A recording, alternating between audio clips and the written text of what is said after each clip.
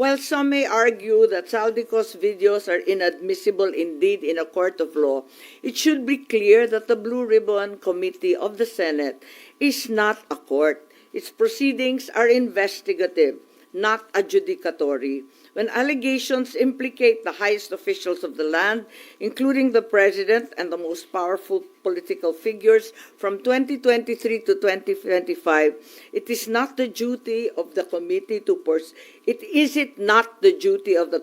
pursue, to investigate, and to verify these claims, rather than to dismiss them outright. Kapag si Saldico, ang mga Diskaya o si Orly Gutesa, parang isinasantabi na lamang. Samantalang yung mga nabigyan na ng pangalan, hindi naman pinapatawag si Paul Estrada, Mark Tiksay, yung Golden Pheasant na holding company ng iba't ibang pag-aari ng dating speaker, si Jose Raulito Paras at yung iba pang abogadong ginamit na nominee. Bakit lahat yan talagang hindi naman pinapatawag? Samantalang yung mga testigo ngang ito na nagtuturo sa dating speaker, pinatawag nga dapat si speaker, hindi naman pumunta. Ang balita, nasa Cebu lamang, ni hindi hiningan ng formal na statement sa kanya. So, ayoko lang na nangingilala ng kamag-anak o kaalyado, dapat tuloy-tuloy nakakabahala kapag ang pahayag ng komite kamakailan na di umano'y walang ebidensya na nag-uugnay sa flood control kay Martin Romualdez. Mga pahayag na inilabas kahit hindi pa tapos ang investigasyon, pati ba naman dito bumabaha ang pambabahala. So, 2 buwan nang nakaraan, ICI at DOJ, sabi, kasuhan na si Martin at si Saldi. Ang Saldico kinasuhan, pero si Speaker Martin Romualdez wala pa rin. Ang kinasuhan sa halip kay Speaker Romualdez sa rekomendasyon ng ICI at DOJ ay si dating Senador Bong Revilla na naservan na ng warrant of arrest, si Senator Joel, si Senator Jinggoy. Marami pong katanungan nung November ay inirekomenda na talaga ito, bakit hanggang ngayon, Enero na, wala pa rin? Ang dami ko nang sinabi. Hindi, totoo naman lahat ang sinabi ni Senator Amy. Alam ko hindi lang nakakabahala kasi pinakamaraming parte ng ating mamamayan ay halos nagagalit sa nangyayari. Na para bang ipinagkikibit balikat lang, ito halos nilimas ang kabangbayan. Ganun po kahirap na ang bansa natin ngayon.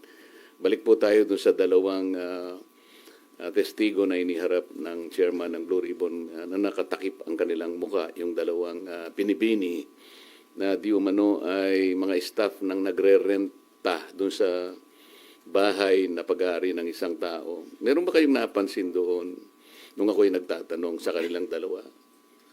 Sana po'y makapagtanong naman ako sa inyo. Meron ba kayong napansin nung tinatanong ko yung dalawang testigo?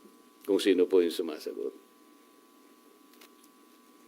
Kasi po, kung nagtatanong ang isang katulad namin at dinidirekta yung tanong sa kanya, dapat siya po yung sumagot, di ba? Iwanan na po natin yun kung hindi nyo napansin. Ang ibig ko lang sabihin dito, tinatanong ko po siya, bakit kaya kayo napunta doon kung ang inyong layunin lang pala ay ituro yung Diskaya na sila pala yung ginamit na nagpapaalis sa kanila dahil yung daw bagong may-ari, kailangan na yung bahay at humihingi sila ng ilang panahon pa lang dahil napakahirap maglipat ng kanilang mga gamit. So yung pala si Diskaya lang pala yung itinuturo na siya yung nandun. Ayaw namang aminin ni Diskaya na hindi nga ako nakapunta dyan sa South Forbes na yan. Ba't ako na naman ang tinuturo ninyo?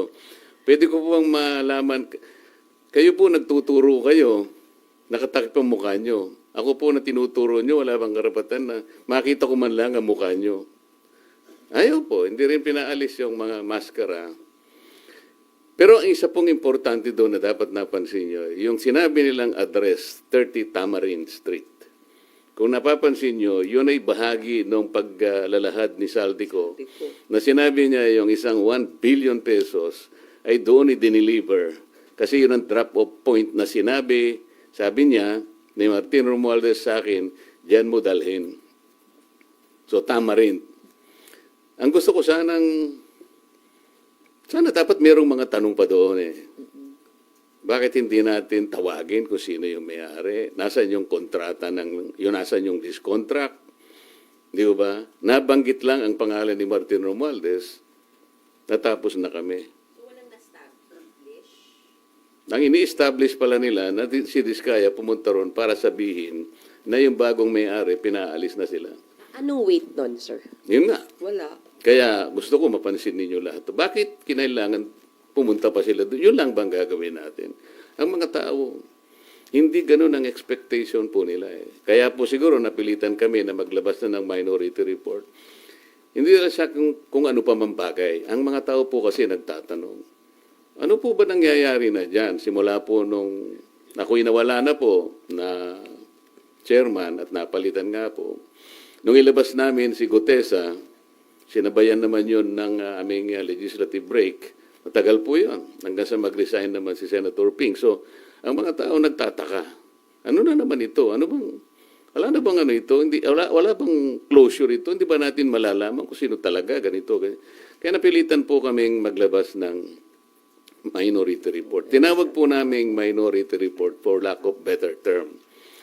Kasi po kung gagawin nating legal ito na isasang-ayon natin sa aming mga committee, sa ating Senate rules, hindi pa kami pwedeng maglabas kasi kailangan matapos talaga yung committee report.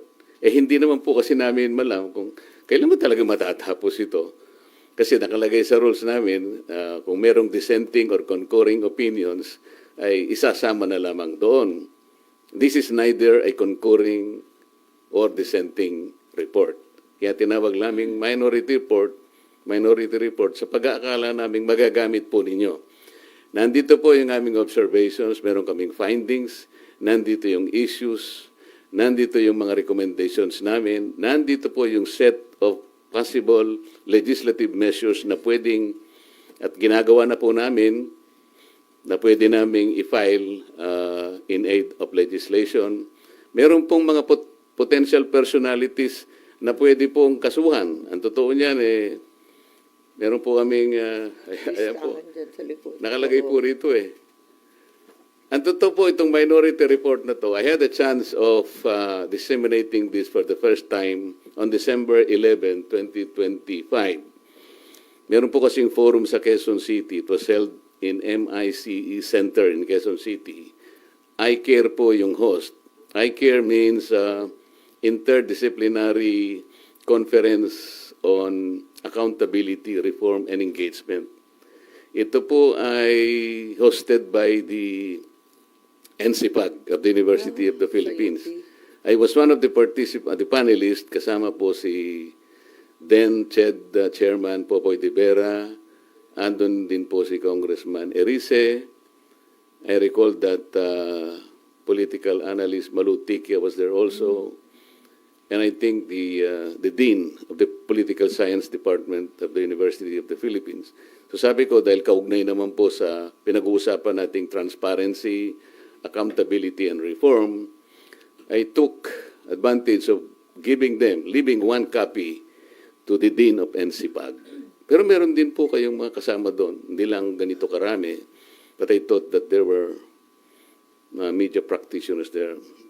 Sa minority report, pwede malaman sino-sino po yung gusto niyong pakasuhan sa Hindi, minority report? sana, nandito po, kayo na po ang... And you will give us a copy, sir? Yes. Pero sir, pwede po parang kahit quick rundown para sa inyo po muna. Yung recommended po kasi. Hindi mahaba ito. Hindi ako nagre-recommend, yung evidence ang nagre-recommend. Kasi lahat nyo, mapapansin ninyo, I headed 3 investigative hearings, public hearings, when I was the chairman. And then, yung huling 3, si Senator Ping na. Kaya this constituted 3 hearings all in all. So we utilized the same resource persons, the same witnesses. We relied on their collective and individual testimonies. So kaya namin na itong findings na ito. Sino po yung highest official or most Merong question mark may nga sa, question ano eh, oh. Makikita nyo rito yung mga kung, para naman may konting suspense. Kayo nang tumingin. Sir, Toya, for soundbite purposes, sana for TV, may we get the names of who you want to be charged to sana, sir? Sound bites. Yes, sir. Hindi po kasi, sir, kailangan namin mag-guide. Yung arrows kasi, Alam naman ninyo yung kung arrows sino-sino. po, nakaturo kay Speaker Romualdez. So, it's safe understanding po. Yung arrows kasi, base sa nagtuturo sa kanya, at mababasa nyo nun sa kanilang mga testimonies, Sa testimony. individual. Talagang, for example, Gutesa, tinuro si Saldico and Martin Romualdez.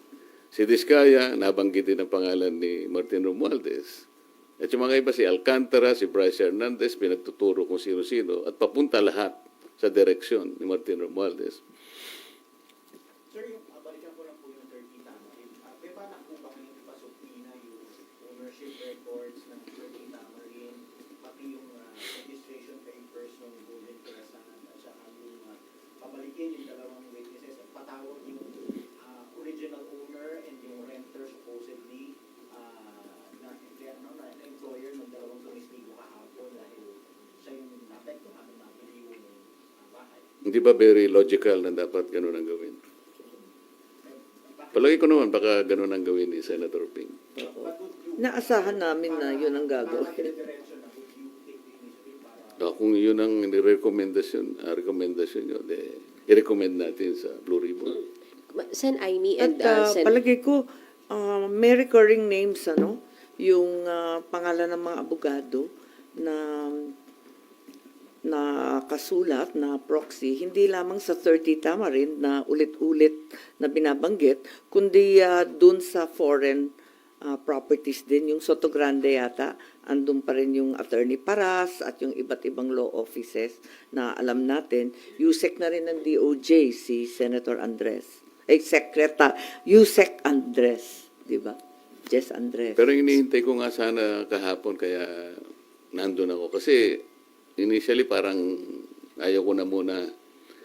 Kaya lang dahil nakita ko sa listahan nandun si Yusek Traigib at nandun si Yusek Bernardo. Baka ako dito magkakaharap itong dalawa. Tama. So naghintay ako doon.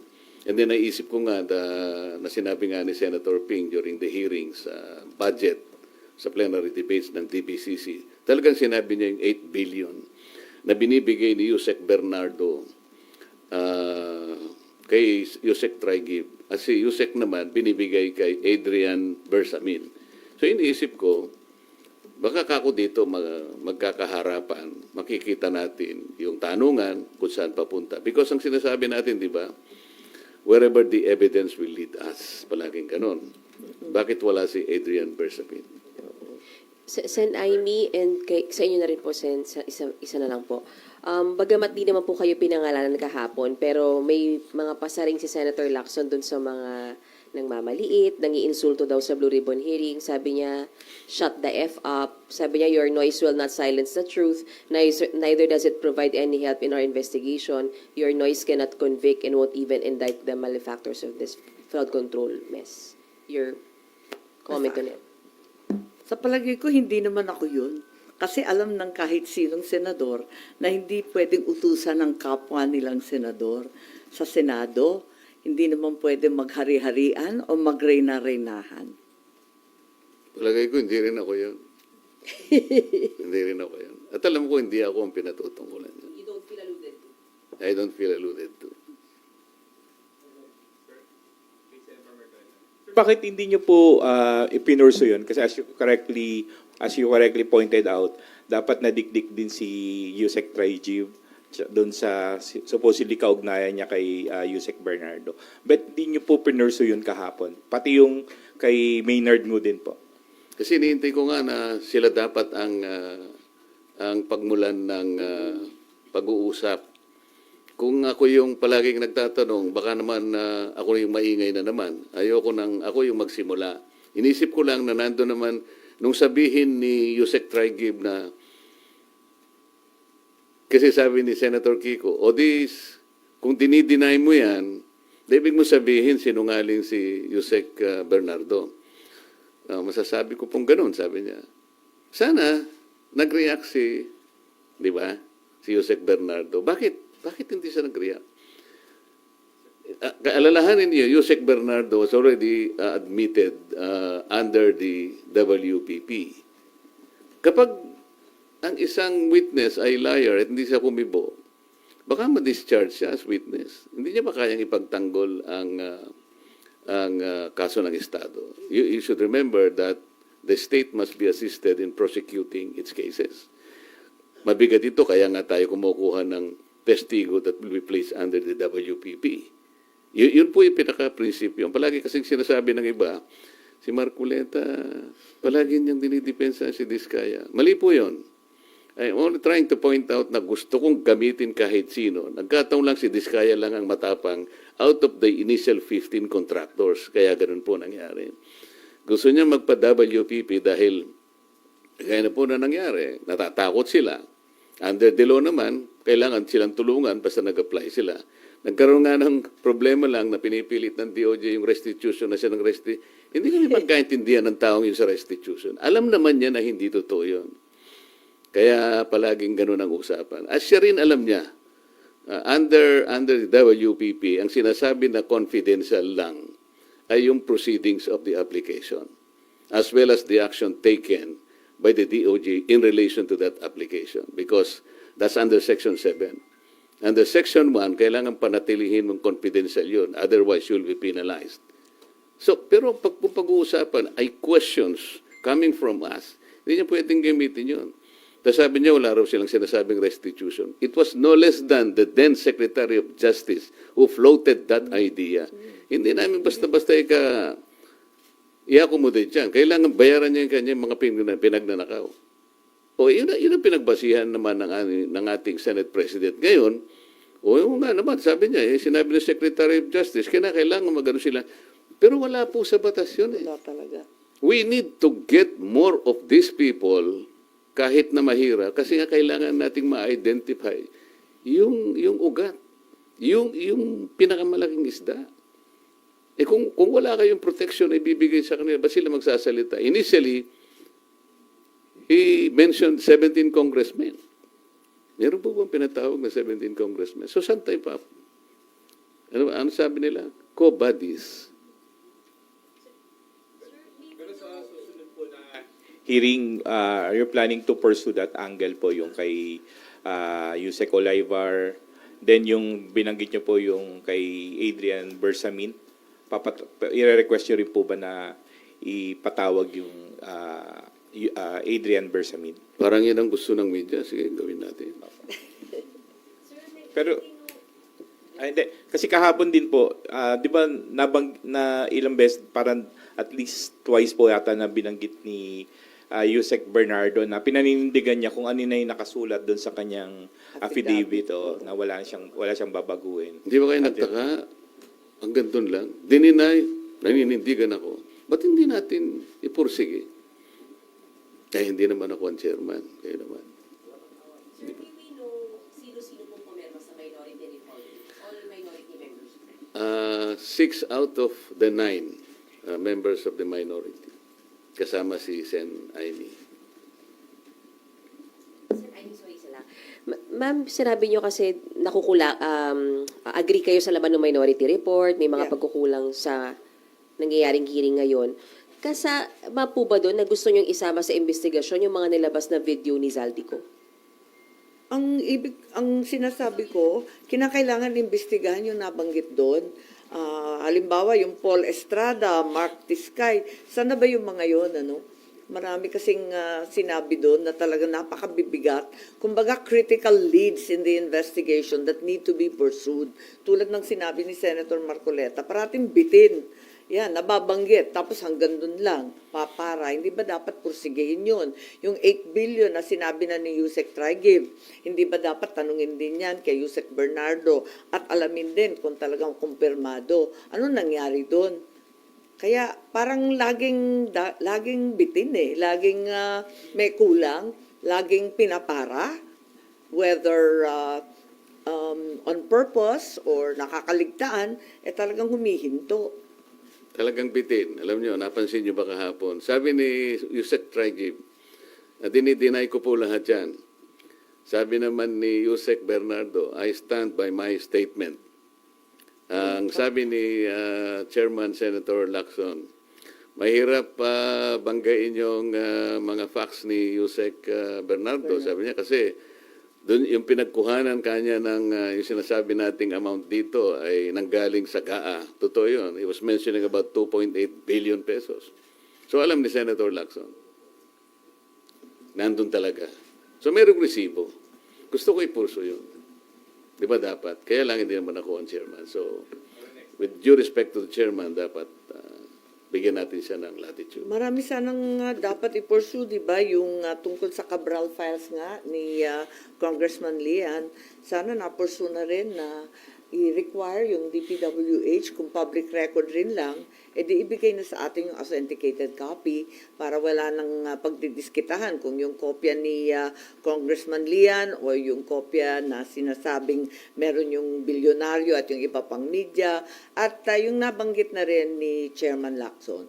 Dapat ay dito makikita yung vigilance ninyo. Kasi kung hindi nyo napansin, bigla nilang sinabi in relation to the Cabral files, kasi we're talking about how are you going to authenticate or to validate the Cabral files. Tinatanong ko sa kanila, is it a private file or a public file? Is it a public document or a private document? Di sila kagad mga sagot. Bakit ko po tinanong yun? Kasi under the rules of electronic evidence, kasi yung Cabral files is an electronic document. It is the rules promulgated by the Supreme Court in 2017. It talks only about private document. Sinabi ng DPWH, this is a public document. So sabi ko, how do you validate that? How do you authenticate that? Alam niyo, sinabi niya, tinuro ang ombudsman. Turuan na eh. Sabi ko, ba't yung kakailangan? Hindi naman mandate ng ombudsman silang kinakailangan daw ma-forensic. The law does not require a forensic study on this. Alam niyo kung ano yung sinasabi sa best evidence rule under the Rule 4 of these new rules on electronic evidence? The best evidence, ikumpara mo lang yung hard copy and the doon soft sa copy. electronic. Tapos na. It can be considered, it will be equivalent to the best evidence rule. Parang legitimate and original document na siya. Alam po yung sinabi niya, yung daw computer, ibinigay sa ano. So wala nang mababalidate dito. Turuan na sila ng turuan. Ibig sabihin niya, binigay sa ombudsman, so it's up to ombudsman kung the ombudsman will start saying, we have validated this.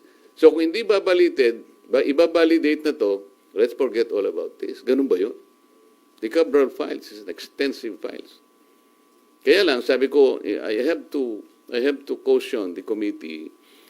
Congressman Leviste is not competent to testify on the contents and entries of these files. This is legal. Hindi pwede ka kung siya, kasi hindi man siyang gumawa nito eh, humingi lang siya. Ang pwede rin niyang is-testify the manner on how he accessed these files, how he obtained these files. So, ngayon po napupunta tayo dun sa parang bitin na bitin eh, parang walang gustong umusad eh. I can feel that. Just my personal opinion. Kung may susunod na hearing po ba, would the minority be willing to take the lead para ma-pursue yung ilang mga nakikita niyong butas doon sa hearing? What do you mean by that? Minority cannot lead, it's always the majority. I mean po, kayo po yung magpo-pursue lang doon sa mga points that you mentioned today. Kung yan ang gusto nyo mangyari, that is the collective decision of the members, respectable members of the media. Gagawin namin kung yan ang gusto nyo. But kayo po sa minority, sir, napag-usapan nyo na po ba? Since you have all these issues, mga points na na-raise about dun sa naging takbo ng hearing kahapon, napag-usapan nyo na po ba kung ano yung magiging participation ng minority in the next hearings kung meron? Napag-uusapan naman namin talaga. Kaya lang, yung dahil minority nga kami, at kung minsan, mabuti kahapon dahil kukunti kami initially, sabi ni Chair Ping, sige, bigyan namin kayo ng 15 minutes. Medyo okay naman yun. Pero pagka yung maramihan na, 5 minutes na lang kayo, di ba? Sir, sino yung dalawang minority na hindi po pumirma? Actually, Tatlo. tatlo. Kasi anim lang yung... Si former Senate President Cheese, hindi siya pumirma because he's not a member of the Blue Ribbon Committee. Si Senator Alan naman, at that time kasi may sakit siya. At si Senator Joel naman, pinababasa niya raw muna. Pasensya ka na bro, sabi niya. Alam mo namang meron akong kaso, so pinabasa ko munang mabuti para hindi kami malagay sa alanganin kung sakasakali. So, 10. officially, binigay namin December 10 sa office ng Senate President. Pero nilabas ko sa media yung December 11, yun yung iCare Forum in Quezon City. Yes. Meron po ba sa leadership na nagpipigil sa inyo o may sinasabihan kayo to prevent you from pursuing kung ano yung mga tanong o anggulo na gusto nyong i-pursue sa Blue Ribbon hearings? Wala naman. Wala naman. Nakikita ko nga, marami kayong gustong ipulsyo natin. Ang gusto ko lang makita talaga na parang consensus ninyo, ito ang ating suriin, ito yung suriin natin, ito yung pulsyo natin. Parang nakikita ko, kung tama ako, kung yan ang gusto ninyo, at sa susunod na hearing, masasabi ko na humarap ako sa media, kaming dalaw ni Sen. Aimee, na ito po ang gusto talaga ng members ng ating Philippine media. Pwede ko bang sabihin nyo? Hindi, tumatango ka lang. O yun, okay. Sir, isa pa. Sir, yung minority report niyo po ay based on the 3 hearings that you had when you were chairman. Wala na po doon yung naging chair si Sen. Hindi, Ping. 3 sa akin, 3 kay Senator Ping. Doon base po yun. Yes, 6 na ma'am. hearings. Yes, ma'am.